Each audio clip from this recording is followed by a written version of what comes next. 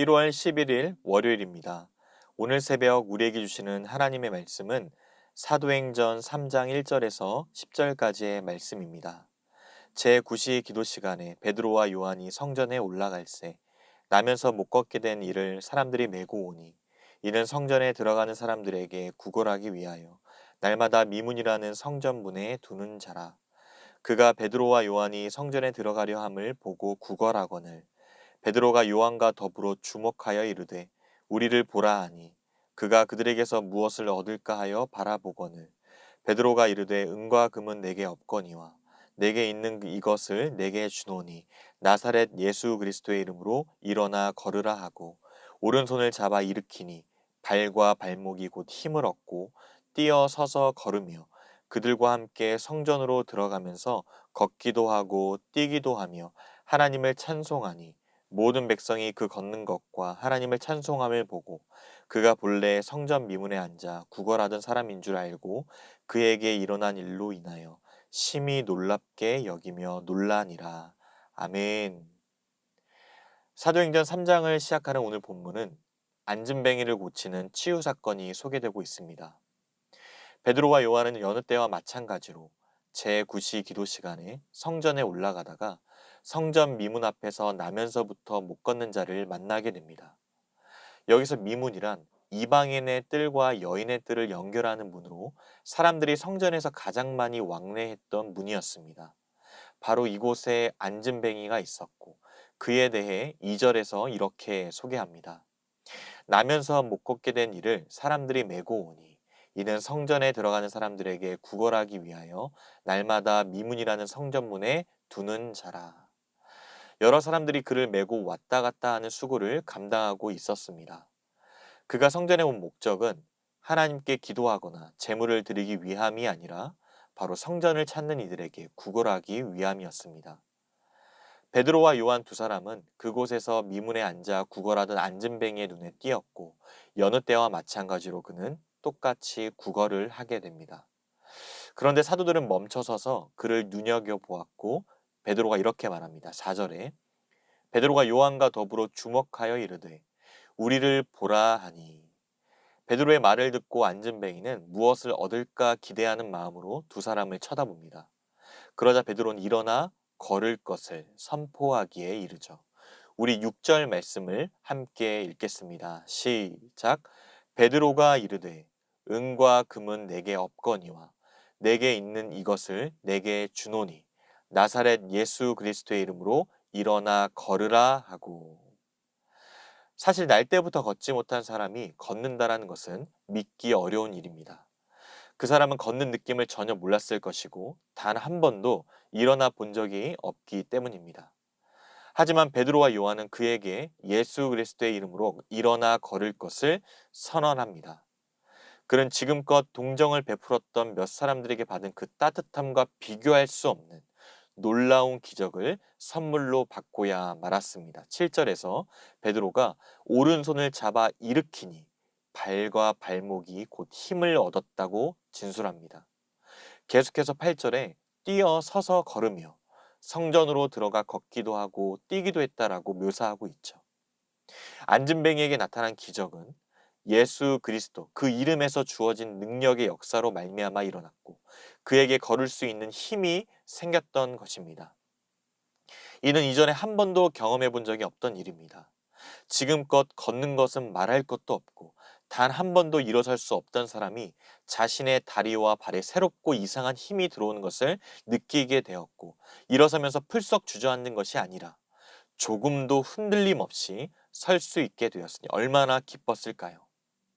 이제 내내 걷기도 하고 뛰기도 하면서 하나님을 찬송하기 시작합니다. 자신에게 베푸신 하나님의 은혜를 오로지 다 나은 다리로만 표현하지 않습니다. 성전 뜰에서는 그가 외치는 즐거운 찬양의 소리로 가득 울려 퍼지고 있었습니다. 그러자 많은 사람들이 자연스럽게 그에게 몰려옵니다. 9절입니다. 모든 백성이 그 걷는 것과 하나님을 찬송함을 보고 그 사람들은 그가 성전 미문에서 자주 보이던 안진뱅이였다라는 사실을 금세 알아차립니다. 그로 인해 당연히 놀랄 수밖에 없었죠. 그리고 오늘 마지막 10절 말씀입니다. 그가 본래 성전 미문에 앉아 구걸하던 사람인 줄 알고 그에게 일어난 일로 인하여 심히 놀랍게 여기며 놀라니라. 그들은 자신들에게 날마다 성전 미문에서 구걸하던 안진뱅이를 바라보며 그의 삶에 생긴 뚜렷한 변화를 알아차릴 수 있었습니다. 예전에 그는 안진뱅이였습니다. 그러나 지금 그는 걷고 있습니다. 변화를 경험한 것이죠. 바로 예수 그리스도로 말미암아 생명을 얻은 결과입니다. 예수 그리스도의 능력은 육체의 치유에만 국한되지 않습니다.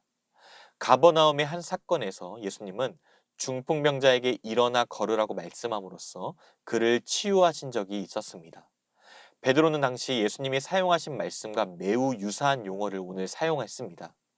또한 그 중풍병자를 걷도록 만드신 예수님의 말씀은 그 병을 치유할 뿐만 아니라 그의 죄까지도 용서하시는 예수님의 신적 권위가 공개적으로 확증되고 선포되었던 것입니다.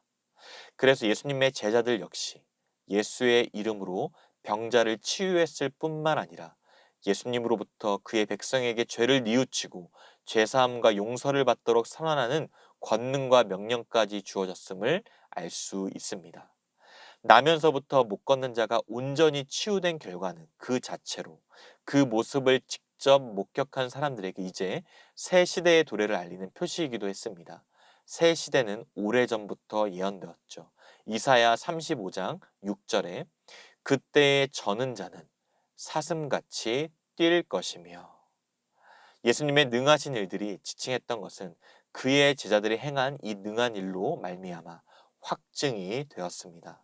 결국 예수님은 진실로 진실로 우리 주와 메시아, 영원한 생명이십니다.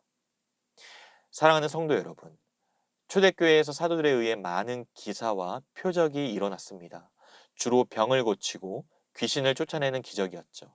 이 중에 가장 유명했던 것은 오늘 나면서부터 걷지 못한 사람이 베드로와 요한의 그 선포에 의해 즉시 걷게 된 사건입니다. 베드로가 외친 말씀은 예수 그리스도의 이름으로 걸으라 였습니다. 이것은 오직 죽음을 이기시고 부활하신 주님의 능력으로 가능했기 때문입니다.